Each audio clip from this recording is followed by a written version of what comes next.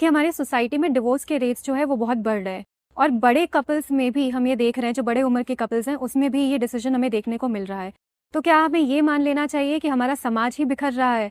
और साथ ही साथ सर, क्या तलाक सचमुच उतना बुरा है जितना बुरा उसे बताया जाता है?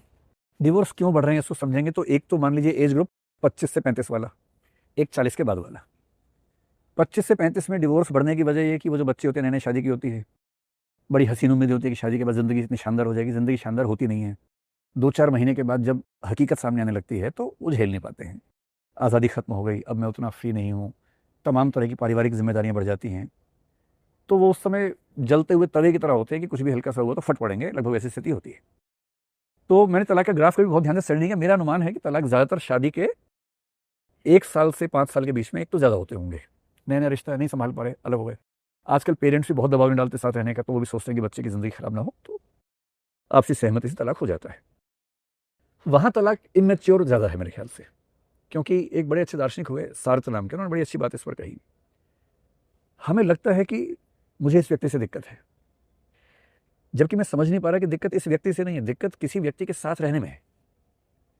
मैं इसको बदल लूँगा तो भी किसी के साथ ही रहूँगा और आज़ादी वहाँ भी कम होगी मेरी। जो मिसप्लेसमेंट हो रहा है, मुझे लग रहा है कि दिक्कत एक्स में है।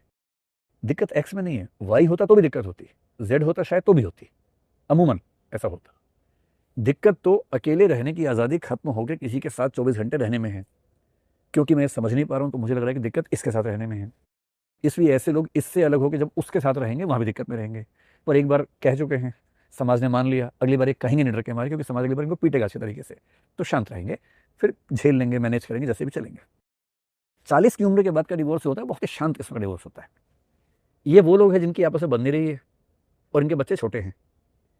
इनको ये पता है कि हमारी ज़िंदगी अपनी है, पर बच्चे की ज़िंदगी पर कंप्रोमाइज़ नहीं कर सकते। तो जब तक बच्चा 18 साल का नहीं होगा, उसके सामने ना झगड़ा करेंगे, ना लड़ेंगे, ना माहौल ख़राब करेंगे।